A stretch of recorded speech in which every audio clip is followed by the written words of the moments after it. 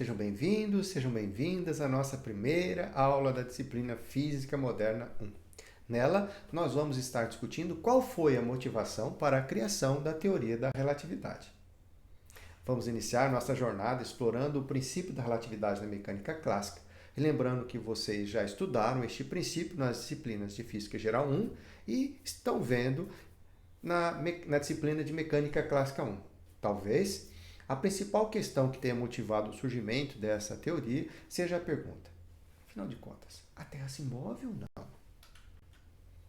E a pergunta que se fazia na época era: como é possível a Terra se mover e não sentimos nada? Essa ideia remete, por exemplo, à situação em qual você está dentro de um trem e arremessa para cima uma bolinha. Neste caso, ela vai subir e depois descer, caindo novamente na sua mão. Essa situação nos mostra que a experiência de estar em movimento nem sempre pode ser detectada.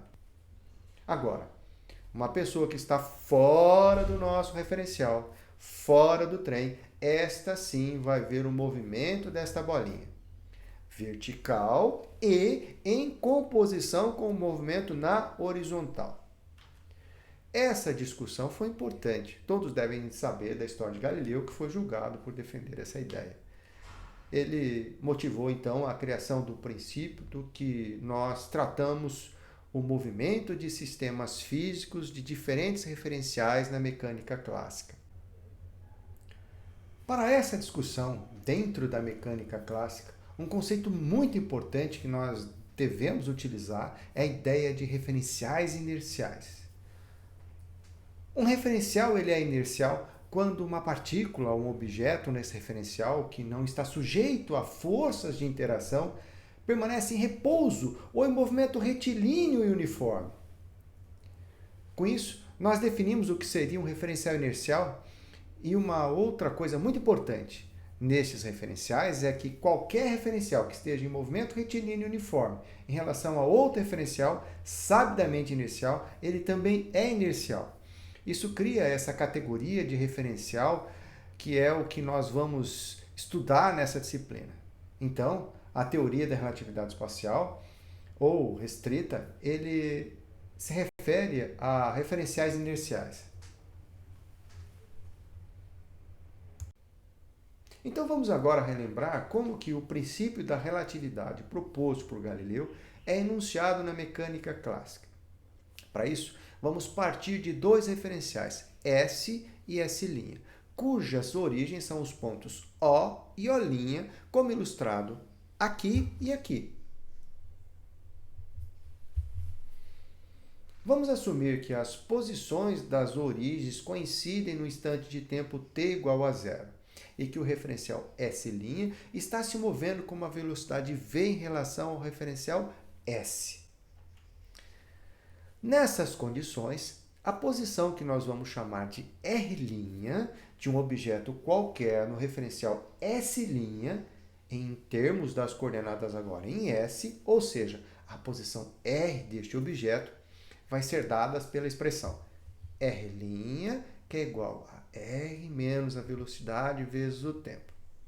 Ou seja, a posição deste objeto no referencial S' vai ser dado pela posição deste objeto no referencial S menos o deslocamento relativo do referencial S' em relação ao referencial S, ou seja, v vezes t.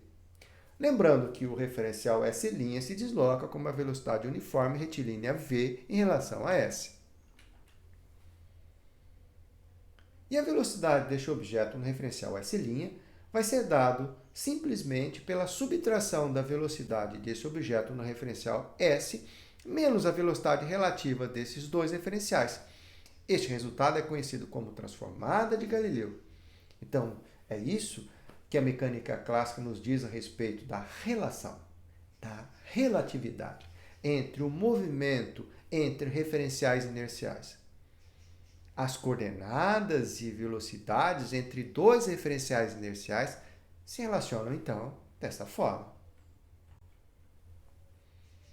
Este princípio nos leva a uma conclusão muito importante, que é o fato de que a dinâmica, as forças, As leis da natureza são iguais em ambos os referenciais.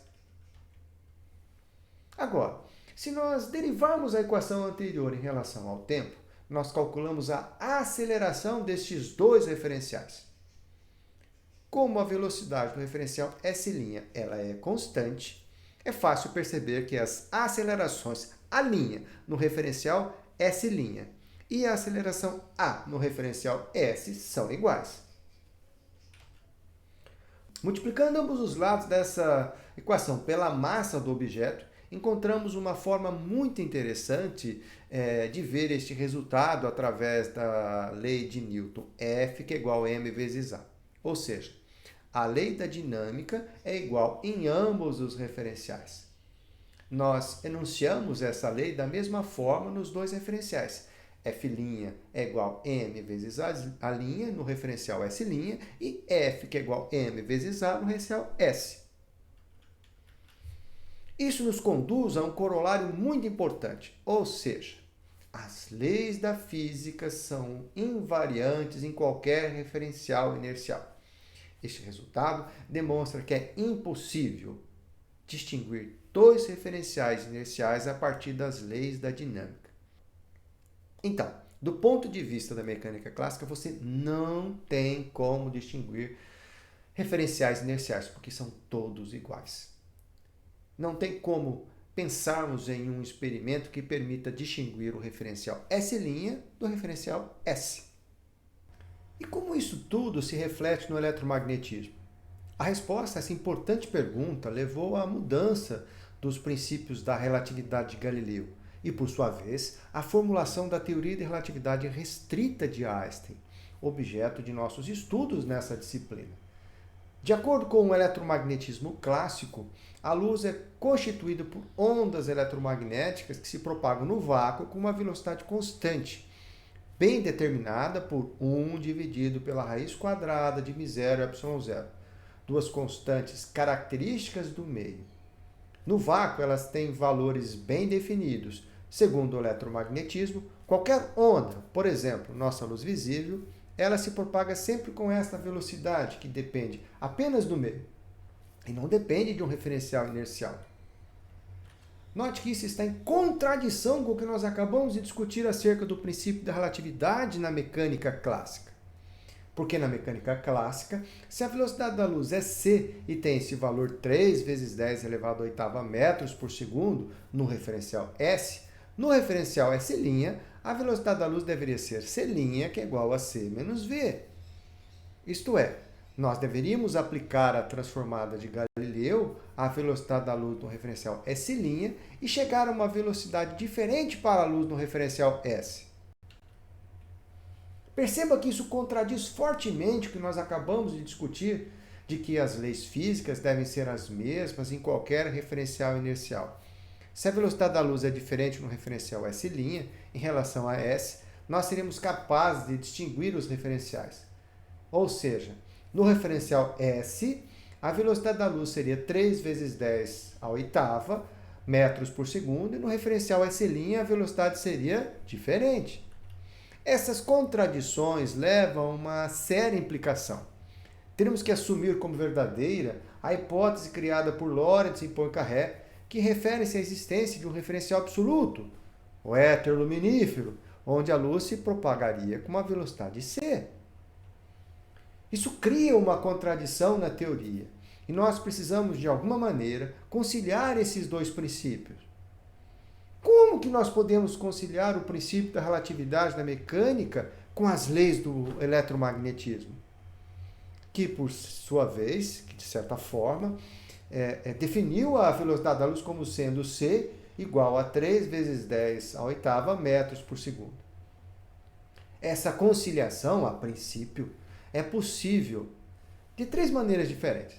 A primeira maneira seria dizer que tanto as leis da mecânica quanto o eletromagnetismo são válidos, mas o princípio da relatividade de Galileu não se aplica a todos os referenciais. Para que isso seja válido, deve existir um referencial absoluto, o éter luminífero, onde a velocidade da luz é c e é possível medir um movimento retilíneo uniforme em relação a ele.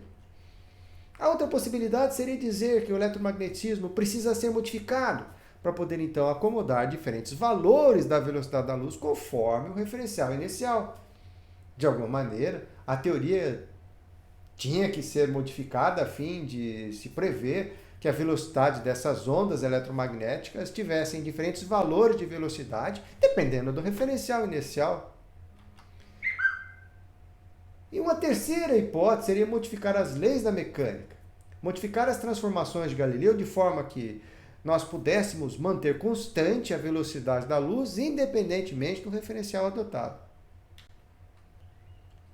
Esta que é essencialmente a questão que nós precisamos resolver. E é o problema que motivou todo o princípio da teoria da relatividade restrita que nós vamos discutir ao longo dessa disciplina. Nas próximas aulas, nós vamos discutir os princípios dessa teoria, bem como as consequências desse princípio para a mecânica, para a nossa ideia essencialmente de espaço e de tempo. Bom, pessoal, é isso. Espero que vocês tenham aproveitado essa nossa primeira aula. Nos vemos na próxima. Um abraço!